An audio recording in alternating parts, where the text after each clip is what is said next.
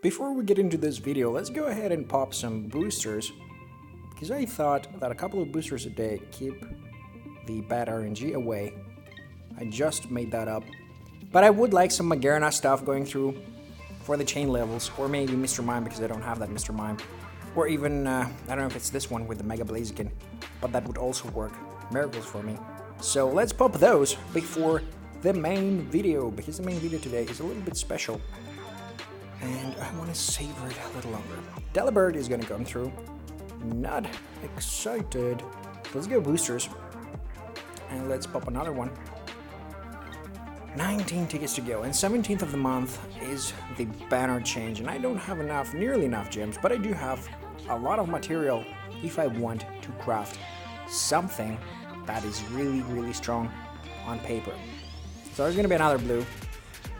Okay. This guy right here, the Wimpod.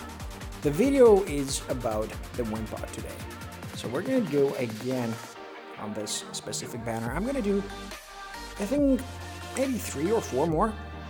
And then I'm gonna switch up a little bit on the other one, because the other one is actually the one that actually has the actual Pokemon that oh, it's an EX. Wow! A useless to me Manaphy right about now, and I can't believe I crafted that guy at some point in time, which is alright, I guess. Free Manaphy is good enough, but he's pretty useless because his chain levels are kind of irrelevant, frankly speaking. So, whatever. Whatevs. It's gonna be another blue. I don't expect another EX in a row, frankly speaking, from this boosters, because it's not how this works. So just gonna pop another one right here, and I'm a 7,500 material. That means that legit the next banner I will have 8k material to craft the most OP Pokemon available and showcase it on the channel ASAP. Okay, another uncommon. I remember the time where I pulled 50 tickets and got only 2 rares out of them. That happened too. It's gonna be another uncommon. Okay, it's a good one. It's a gym Pokemon right there. This is universal gym Pokemon. Everybody should be using them in those gyms. I mean, especially where there's like soaring birds trying to capture gold. So another uncommon, a Lampent. We're gonna get all the candles here. Very unfortunate. I'm just gonna do here like this. Or maybe let's go ahead and pet me a little bit. Maybe, I don't know. Hello, sexy gorgeous. How are you doing? Good? Okay. Give me some stuff here. Some good luck, at least. Okay, so there's a lot of things being said about those boosters, or how on how they should be opened, like with a span of 5 minutes apart, or how you just have to do this and then click in the middle and keep on spamming on it, and then you're gonna get a good figure or whatever not. And if I get an EX, okay, I would be like completely believing all that crap. But since I didn't get an EX, I don't believe any single one of those things. Is just pure game-based code RNG, and you can't switch it or alter it in any way. That's my firm opinion. But this box looks pretty decently cool, so maybe it contains something good. No, it's going to be a blue one. It's not going to turn yellow. That's going to be a Scyther. Okay, see levels for that. I kind of want to make my Scyther level 10 when I get enough Carmonite, because he's a really decent guy to go ahead and just spam your attack and attack people and potentially kill them even. So we're going to go again, another blue. Very excited. Yay! The Metang.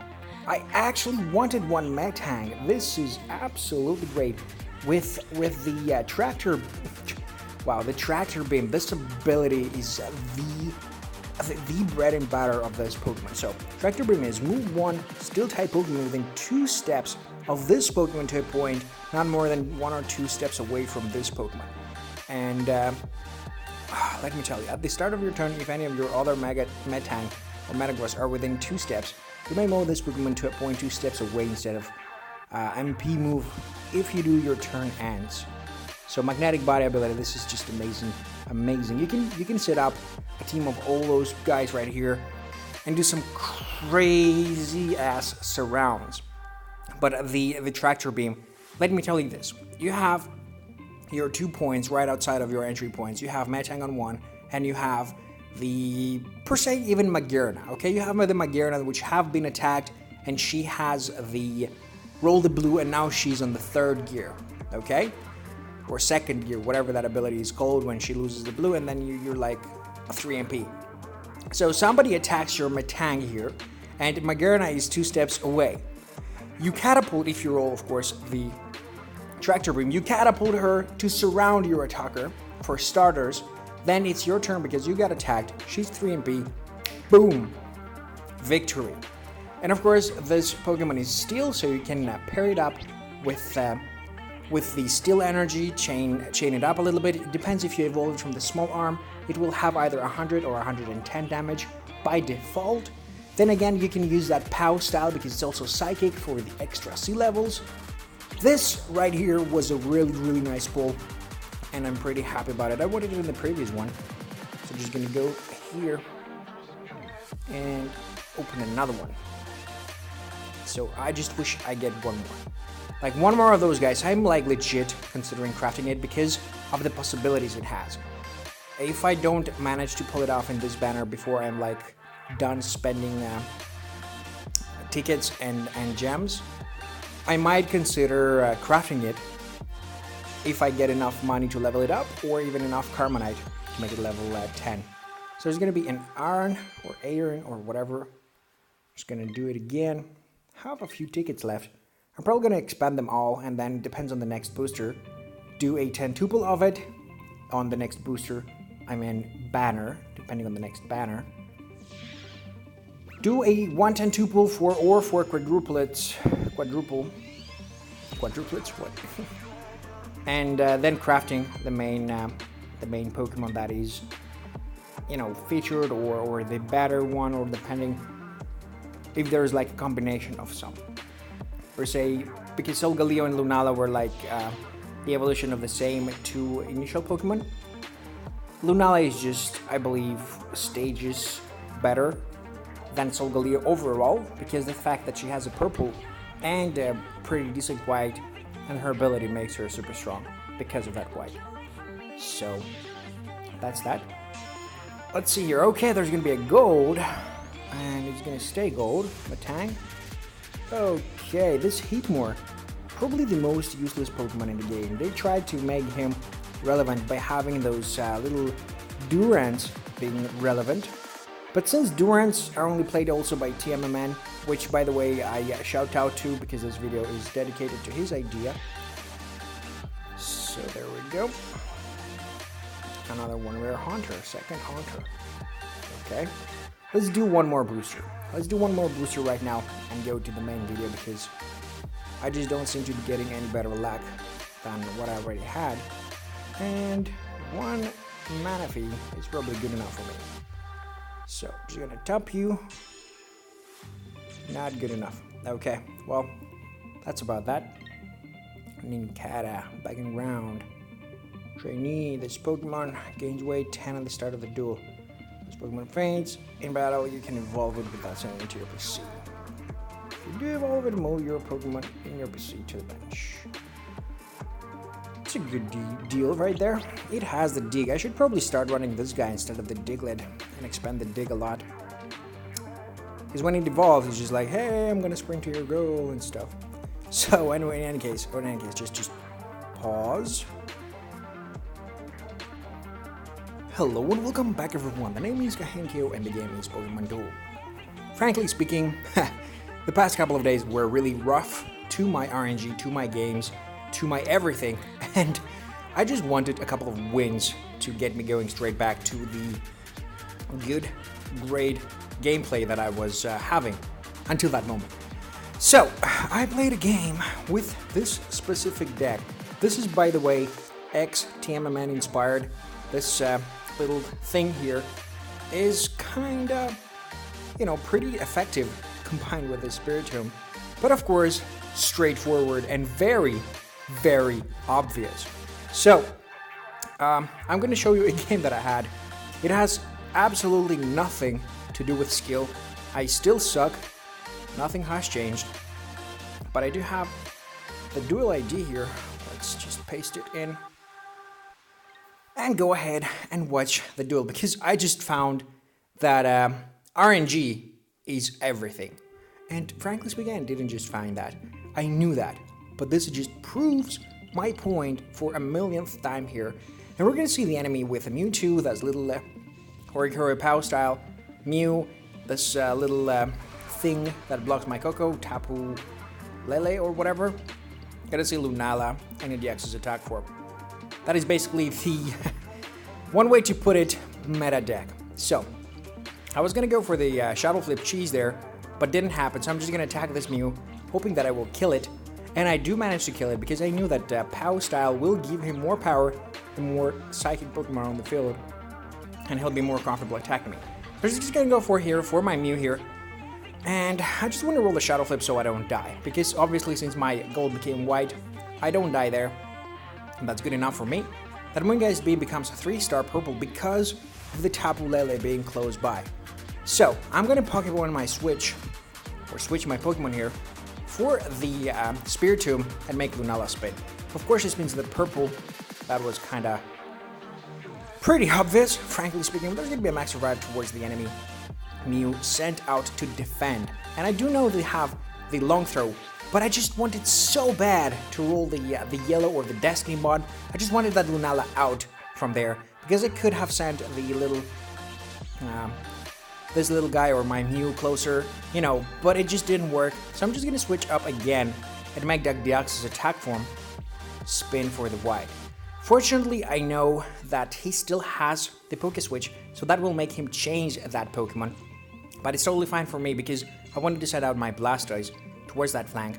But I'm gonna send the Mew on the other flank first so that I can block the Deoxys attack form. Because Mewtwo against a Mew is not a good matchup. But Deoxys versus a Mew is a pretty decent one. So I'm just getting my defensive setup right here. I'm gonna go Blastoise on that Mewtwo, and I'm hoping to roll my blue. My blue is just humongous, it's half of my wheel, and we're gonna attack here this guy. And I roll the white and he rolls the tiny Annihilate, which will allow him to surround my Blastoise straight out of the bat, and that was just pretty sad. But I do get collateral damage from that, the Lunala, which frankly speaking, Lunala versus the freaking Mega Blastoise is still worth the trade. I screw you not. Lunala can cause an immense amount of problems right there. So what happens here, he Psycho Cuts my guy, and I'm like, okay, how about that? What can I do now? I can only make him wait. And this is probably gonna be the most intense comeback of freaking 2018 so far. I'm gonna roll again, and Sand Attack is gonna roll, and I'm gonna give him weight, which means he will have to do something else on the next turn, and he's gonna bring his Deoxys attack form and attack me. And that funny part there is I send my Spiritomb to on the field, and I still have the hurdle jump, so I can hurdle jump on my goal to block that guy from standing on it. So I'm gonna use that goal block. This I didn't expect that would happen, but it did. So now the next turn I know that he's gonna stand on my entry and then surround me, so I want to do something about it. I want to surround that guy first. He's gonna Annihilate, which is quite sad because now I can't surround him with my Mew, but I'm just gonna stand there, do nothing, and allow that Deoxys attack form either to Dimensional Slip or get some more weight. And he's not gonna make me respin, or is he? He is gonna make me respin. There's gonna be a miss, very close to the dodge, and he's gonna go to the bench. Funny fact here, I do take the entry because I don't need anything else there. I should probably have surrounded that Mewtwo first before I stamped on the goal, on the entry, because I did have one more turn of Deoxys weight to be given to me for that specific moment in time. But I do manage to Shadow Sneak the Hypersonic on the Mew and kill it off, and I continue on bumping on that POW style, because that guy can be killed if I roll the Shadow Sneak on him. Like, if I keep on rolling Shadow Sneak and that guy keeps on rolling anything, I can potentially kill him at some point in time. So that Mewtwo wants to kill my little pod there, which is not gonna happen because Side Attack keeps on rolling, and I'm really happy about it, so I keep on spamming that POW style. And there we go. The Alluring Dance towards the Shadow Sneak is gonna go through. I am gonna kill it, but I don't have a way to surround that Tapu Lele there because, you know, it just doesn't work. So I'm just gonna waste this Mewtwo's time until I maybe can bring some other Pokemon on the field. I'm sorry, I'm just sick here. But until I can bring another Pokemon on the field so I can kill it. And there we go, a Sand Attack once more until that guy. To give him weight, the Tapu Lele will have to just do something about it. I'm gonna keep him spamming on that guy. He's like, okay. Psychic Shove, and he sees the opportunity to attack that Spiritomb. And there's gonna be a Psychic Shove of 3 stars because of the Tapu Lele going on. And now I have 1 shot, or 2 shots, 1 opportunity to make this count. There's like 1 way I can do this, and it's the Aqua Jet towards the Psychic Shove. It does happen. I am lucky enough to get this over with. And fortunately for me, this Mew is just an amazing Pokemon and will survive this turn. It's a spoiler, but there's a dodge from that Tapu. I do roll it Hypersonic, by the way, which is really, really strange. I will go here, and he's like, okay, I can waste your time forever because I can't move my Spiritomb or anything else. So I just step over my Spiritomb and I get the win. That was an intense game. This game took me about 10 minutes to complete, and it was really, really fun. So this deck, I think it's coming to stay because I enjoyed it really, really much. What do you guys think about it? Did you enjoy it? Because I believe X-TMMN was pretty genius with making it work, and I believe that it could be potentially very dangerous in some situations. And yeah, I believe so. What kind of deck are you guys running? Because I'm pretty short on ideas, frankly speaking, and that Steel Deck energy that I had the other day is working about 45% of the time. So it's not very satisfying to play with. But there's a lot of space in my deck building thing, so I can like change, improve, and maybe copy your own deck to have it running. Like for instance here, this one. 3 MP everything with the Zygarde and double force remove. I think I showed it a little bit in a previous video, but these are my decks. Like this one, pretty darn fun with the Diglett. You saw that versus the high-ranked players game. Also this one with the Genesect. I would need to use some Carmonage in that, guys, to expand the 50 a little bit more. That'd be pretty decent. I mean, there's a humongous miss still that could go down to become White Attack and be eligible to banish more stuff. So, that's that. This video is coming to an end. Hopefully you enjoyed it. If you did, put a thumbs up under it. Leave something in the comments. And if you're not a subscriber, don't forget to subscribe. As always, have a nice day.